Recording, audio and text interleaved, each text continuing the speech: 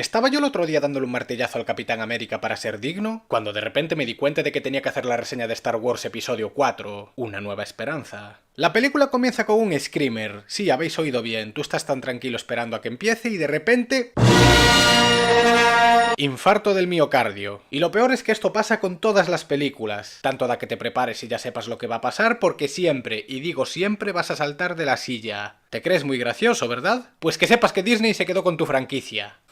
¿Quién se ríe ahora? Bueno, después del pequeño infarto podemos leer unos subtítulos que explican el contexto de la historia, que básicamente nos cuenta que un imperio muy malvado gobierna la galaxia con tiranía y que está cazando los últimos vestigios de la rebelión que se le opone. Sin embargo, le robaron los planos de un arma llamada la Estrella de la Muerte y ahora están persiguiendo a la nave de la princesa Leia porque sospechan que ella tiene dichos planos. Una vez alcanza la nave se produce un tiroteo entre los rebeldes y los imperiales y por primera y posiblemente única vez en toda la saga, los soldados imperiales acertarán los disparos. Contemplad este gran momento. Al poco rato conocemos a Darth Vader, que es uno de los malos malísimos, y mientras tanto la princesa le da los planos robados a un robot llamado R2D2 que se escapa en una cápsula junto con otro llamado C3PO. Y antes de seguir solo pido que no me rompáis la moral con lo de Arturito, Citripio o como sea que se llame en otros lugares. Por favor, no seamos tóxicos. Cada país tiene su doblaje y las discusiones acaloradas con este asunto ya están muy pasadas de moda, así que yo los llamaré de la manera en la que los llamé siempre. Poco después del abordaje el Imperio se hace con el control y captura a la princesa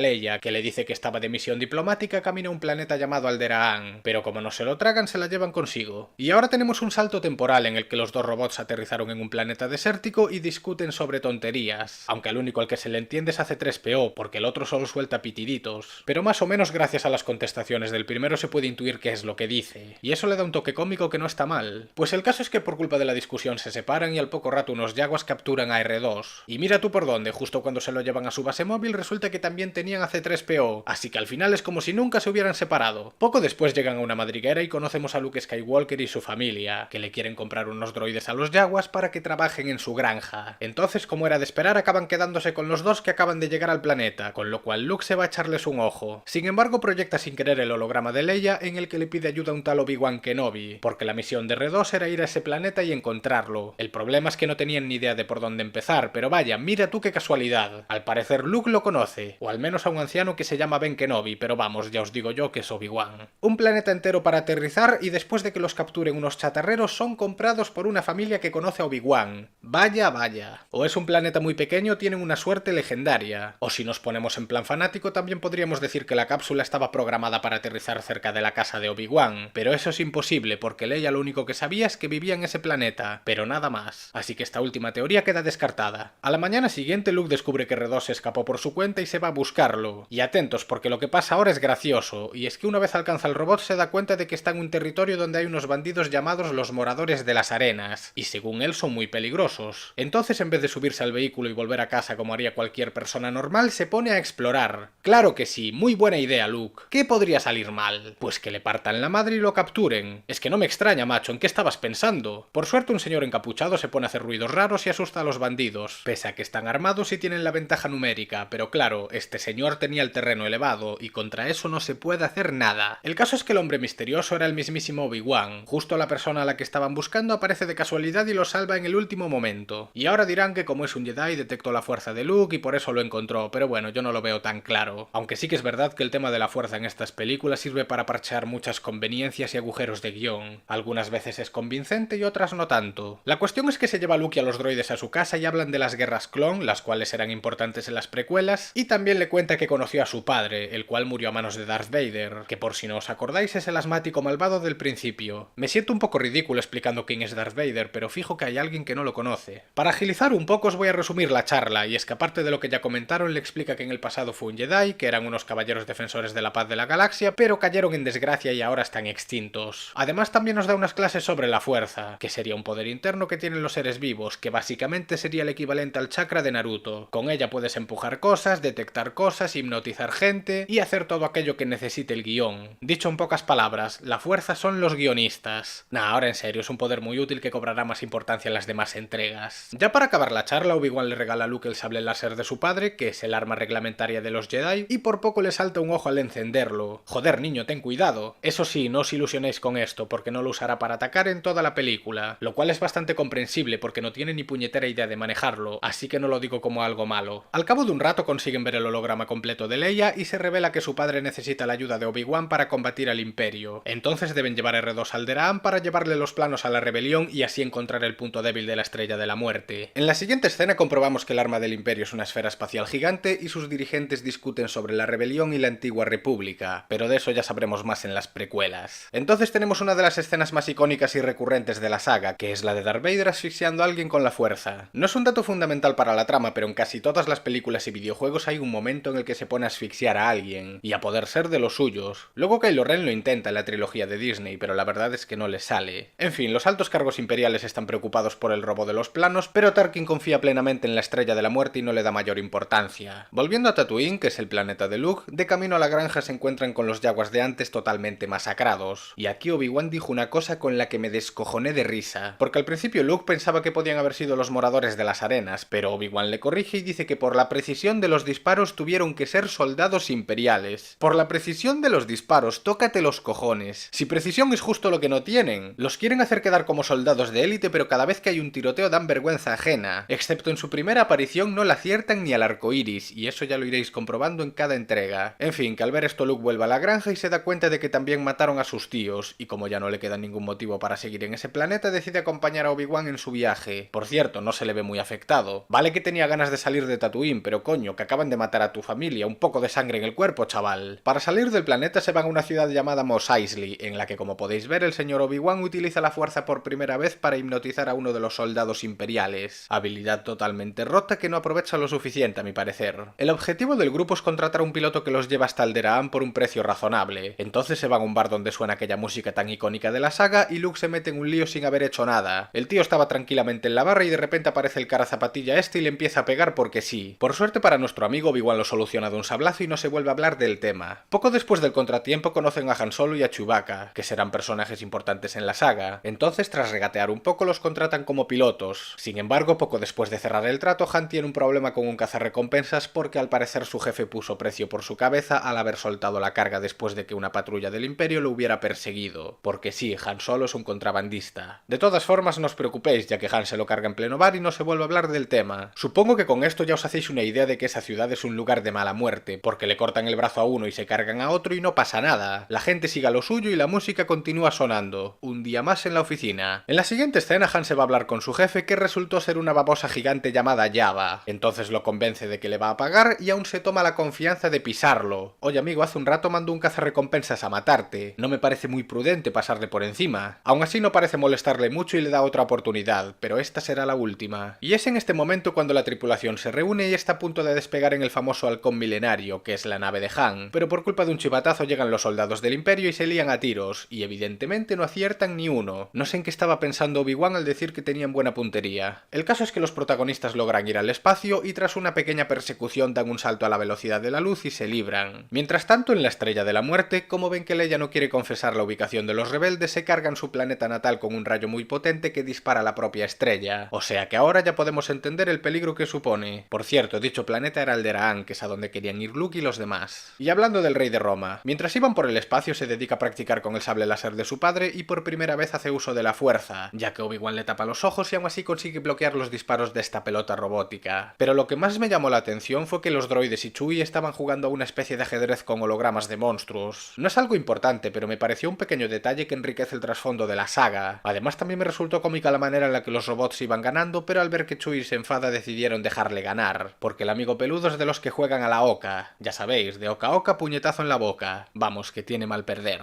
Poco después llegan a las coordenadas de Alderaan, pero como vimos anteriormente ese planeta ya no existe. Entonces ven la Estrella de la Muerte a lo lejos y por culpa de un campo magnético son absorbidos hacia su interior, con lo cual al ver que están atrapados optan por infiltrarse. Y esto habría salido mal de muchas maneras diferentes de no ser porque los soldados imperiales son unos incompetentes, ya que pese a haber capturado una nave operativa, al no encontrar a nadie dentro no se preocupan en lo más mínimo. Y evidentemente los protagonistas consiguen noquear a un par de guardias y ponerse sus trajes. Por cierto, aquí hubo un pequeño error, y es que justo cuando los soldados se meten dentro de la nave se pueden escuchar un par de disparos, dando a entender que para robarle los trajes se los cargaron. Sin embargo, cuando los llevan puestos no se ve ninguna marca ni agujero. ¿A dónde se supone que dispararon? ¿Y por qué nadie de fuera escuchó nada? Con el escándalo que hacían en las anteriores escenas y ahora nadie se entera. A partir de este momento el grupo se separa. Por una parte Obi-Wan va a desactivar el campo magnético, por la otra Luke y Han se van a rescatar a Leia usando a Chewbacca de falso rehén, bien. Y finalmente los droides se quedan en una cabina para comunicarse con ellos y darles instrucciones en caso de ser necesario. Cuando el grupo de Luke llega a la zona de Zelda se acaban liando a tiros con los guardias y una vez más los imperiales no aciertan ni aunque les fuera la vida en ello. De hecho, ¿qué cojones? Les fue la vida en ello. Y hubo una muerte en particular que me hizo gracia. Fijaos en este tío. Le disparan a la pared de al lado y luego peta por las escaleras. Hay gente con mala suerte y luego está este hombre. En cualquier caso no tardan en encontrar a Leia y después de otro tiroteo en donde los imperiales fallan seguido, escapan hacia un compresor de basura. El problema es que se quedan atrapados y para colmo hay una criatura extraña que casi mata a Luke. Lo que ya no entiendo es qué carajo hace un bicho alienígena tan peligroso en una estrella artificial creada por el Imperio. No digo que sea un error, pero tengo curiosidad. ¿Por qué hay un bicho en el vertedero? Al final el gusano alienígena se escapa, pero los problemas continúan, porque el compresor se activa y empieza a aplastar la basura con ellos dentro. Pero por suerte, gracias a R2 detienen el proceso y consiguen abrir la puerta. Por cierto, antes de continuar, quiero comentar dos escenas en las que se muestran un par de gazapos bastante importantes. El primero de ellos es muy famoso, porque un grupo de imperiales se mete en una sala y uno de ellos se come una hostia contra la puerta. Supongo que los cascos no tenían mucha visión periférica, pero habría estado bien repetir la escena, porque queda un poco cutre. Pero más cutre todavía es lo de esta barra de plástico doblándose cuando Han intenta bloquear el compresor de basura. Vale que no van a usar una barra metálica de verdad, pero no me jodas, si se dobla el plástico repetid la escena, que se nota a leguas que es de mentira. En cuanto a Obi-Wan, llega a los controles del campo magnético y consigue desactivarlo, aunque lo que no entiendo es por qué pusieron esos controles al borde de un precipicio sin barandillas y en donde la mínima que te despistes la palmas. ¿Estamos locos o qué? Y si alguien tiene que realizar mantenimiento, ¿cómo coño hace? Es una zona peligrosa porque sí. Una vez más con el otro grupo se topan con una patrulla imperial y atentos, porque Han le dispara a uno de ellos y se pone a perseguirlos, y lo peor de todo es que ellos escapan. ¿Pero qué clase de soldados de élite son estos? Nos los presentan como unos tipos muy peligrosos y entrenados y a la mínima que surge un problema escapan, pese a estar armados y tener una clarísima ventaja numérica. Un poco lamentable, todo hay que decirlo. Pero hey, que luego se topan con otro grupo mucho más grande y se vuelve a liar la de Dios, aunque evidentemente ningún imperial acierta, porque debe de ser mucho pedir. Una vez más con Obi-Wan se topa cara a cara con Darth Vader y descubrimos que en el pasado fue su alumno, pero algo cambió en él y ahora es malo. Entonces tiene la pelea de sables más espectacular de la historia, con una miradita por aquí, un forcejeo por allá, algún que otro comentario, más miraditas, más comentarios... ¡Eh! Ah, falsa alarma, parecía que iba a ponerse más interesante, pero siguen con las miraditas, pequeños forcejeos y más comentarios. A ver, yo entiendo que el actor está mayor, pero no sé, no me pongas una coreografía tan parsimónica porque me voy a quedar dormido. Usad algún doble de riesgo que sepa esgrima o algo. Si los Jedi son tan habilidosos que se note, aunque sean viejos. Al final Luke y los demás llegan al halcón milenario y Obi-Wan se deja matar porque ya cumplió su cometido. Y esto me pareció bastante innecesario. Primero porque podía seguir peleando y tratar de conseguir la redención de su antiguo alumno. Y segundo porque por su culpa ahora todo el mundo está disparándole a los protagonistas. Dale un poco más de tiempo para que escapen, coño, que hasta hace poco todos estaban prestándote atención a ti. Bueno, a lo mejor ya sabía que los imperiales tienen la puntería en el culo y iban a escapar de todos modos, pero no sé. Una vez en el espacio, Luke se deprime por la muerte de Obi-Wan, porque claro, cuando se murieron sus tíos le importó un carajo, pero un hombre con el que empezó a hablar desde hace un día era demasiado cercano para él. Tiene todo el sentido del mundo. En plena huida los persiguen unos cuantos cazas imperiales y los protagonistas se deshacen de ellos gracias a unas torretas. Y esta parte es entretenida, pero hubo algo que me molestó muchísimo: los contrastes de sonido. Es exagerado, porque las voces de los personajes suenan normal, pero de repente hay un petardazo sonoro que os juro que hace daño. En serio, comprobadlo para ver que no estoy loco, pero es realmente molesto. Y ahora me dirán que es algo realista porque una torreta tiene que sonar potente, pero si tanto les importase el realismo no habría sonido en el espacio, así que jaque mate. Ahora que están a salvo van a la base rebelde para entregar los planos de la Estrella de la Muerte y descubren que tiene un punto débil en el que si le disparas se explota todo, lo cual no es nada conveniente. Pero gracias a esta película al menos rellenaron el agujero de guión varias décadas después, pero vamos, que para cuando se rodó el episodio 4 no lo tenían pensado ni de puta coña. O sea que técnicamente es una conveniencia que gracias a Dios solucionaron después. El tema es que al ver que la estrella los estuvo siguiendo hasta la base organizan un ataque muy apresurado en el que intentan destruirla. Pero sorpresa, Han no quiere participar porque no es asunto suyo. Y estoy seguro de que no va a cambiar de idea en el último momento. Eso nunca pasa en las películas. Llegó el momento del ataque, donde unas 30 naves van a por la estrella. Al principio hay unos cuantos intentos fallidos, tiroteos por aquí, efectos especiales por allá, y la verdad es que en general está muy bien montada la batalla, sobre todo teniendo en cuenta los recursos de la época. Pero la cuestión es que los rebeldes tienen todas las de perder, y para colmo Darth Vader se subió a un caza y está dando más problemas de la cuenta. Entonces, justo un minuto antes de que la estrella se cargue la base rebelde con uno de sus rayos, Luke se lanza a la desesperada y consigue dar el disparo perfecto, destruyendo la Estrella de la Muerte. Además, Han y Chewie se unieron en el último momento y mandaron a Vader a tomar viento. Vaya, eso sí que no me lo esperaba. lava, y yo pensando que no iban a ayudar. Ahora que los malos fueron derrotados, regresan a la base rebelde y le hacen un homenaje a Luke y Han por haber sido claves en el rescate de Leia y la derrota del Imperio. Aunque a día de hoy me sigo preguntando cómo consiguieron evitar el radio de explosión de la Estrella de la Muerte. O sea, se supone que tiene el tamaño de un planeta pequeño y su explosión fue enorme. O la reacción en cadena duró muchísimo o esta gente escapó de milagro. Ah, claro, ya sé qué pasó, que fue gracias a la fuerza. Ahora tiene sentido. Bueno, como habréis podido ver, la reseña la hice de la versión nueva de George Lucas, que sería una especie de remasterización en la que además de pulir un poco más las imágenes de la película, también añadieron CGI en bastantes lugares, como por ejemplo añadiendo naves, alienígenas y robots de fondo. Algunas veces queda bien y otras ya sobra un poco, pero vamos, que para mí no es un problema. Los diseños en general me parecieron muy buenos, y creo que la película desborda originalidad en este tema. Tiene una gran variedad de criaturas, robots, tecnología e incluso idiomas. Al parecer existe una lengua común, que sería el inglés en este caso, pero luego hay muchísimas otras que le dan credibilidad a la historia. Si comparamos esto con las películas de Marvel, creo que Star Wars está a años luz en cuanto a la variedad de los diseños, y nunca mejor dicho. En el UCM la mayoría de alienígenas son personas pintadas de un color y todos, pero absolutamente todos hablan inglés, desde el planeta Tierra hasta el lugar más recóndito de la galaxia. Aquí en cambio supieron respetar el hecho de que cada especie tenga su propia cultura, costumbres y aspecto, habiendo criaturas peludas, con escamas, bípedas, cuadrúpedas, humanoides, cosas raras que no sabes de qué infierno salieron. A eso se le llama variedad, y en esta película de 2 horas ya he visto más especies alienígenas que en las 23 del universo cinematográfico de Marvel. Así que con este asunto le doy mi enhorabuena a los creadores. Han sabido hacer un universo con un potencial monstruoso. Además también supieron mantener cierto nivel de violencia. A ver, no es la saga de Saw, pero para una película destinada a todo tipo de público hay algunos momentos en los que no se cortan. Y eso me gusta porque, como digo siempre, ya estoy bastante cansadito de las películas de guardería. Los efectos especiales son muy buenos para ser una película de 1977. De hecho, esta saga marcó un antes y un después en la historia del cine. Para lo poco que tenían por aquel entonces se las ingeniaron muy bien. Y ya para terminar con lo bueno está la banda sonora, que se hizo tan popular que a día de hoy forma parte de nuestra cultura, y eso no lo consigue cualquiera. Todos hemos llegado a escuchar en algún momento de nuestras vidas un tema de Star Wars, aunque no lo hayamos sabido reconocer.